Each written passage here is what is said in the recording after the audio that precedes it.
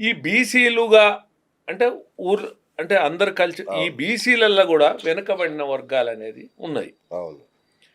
ఈ వెనుకబడిన వర్గాలు ఆనాడు 1931 నుంచి సరే ఎస్సీలు, ఎస్టీలు, బీసీలు, ఓసీలు ఇట్లా పరిగణించబడుతున్న అవును. క్రమంలో 1931లోనే ఏంటంటే సపోజు రెడ్లు, అవును. కమ్మలు, కాపులు, వైశ్యులు, బ్రాహ్మణులు, క్షత్రియులు వీళ్ళంతా ఏమన్నారంటే అంటే కొద్దిగా ఫార్వర్డ్ ఉంది వాళ్ళు. అవును. అంటే ఫార్వర్డ్ ఉంది కాబట్టి అగ్రగామిగా ఉన్నారు కాబట్టి వాళ్ళు అభివృద్ధి చెందిన కుటుంబాలుగా పరిగణించబడ్డారు. అవును. కానీ అదేవిధంగా కొంతమంది వెనుకబడి కూడా ఉన్నారు. ఉమ్.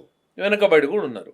ఆ వెనుకబడినటువంటి వాళ్ళు వెనుకబడిన వర్గాలుగా ఉన్నారు. అవును. కానీ ఈ వెనుకబడిన వర్గాలకు ఒక సుస్థిరమైన ఒక నిర్దిష్టమైనటువంటి రాజ్యాంగం రచించలే.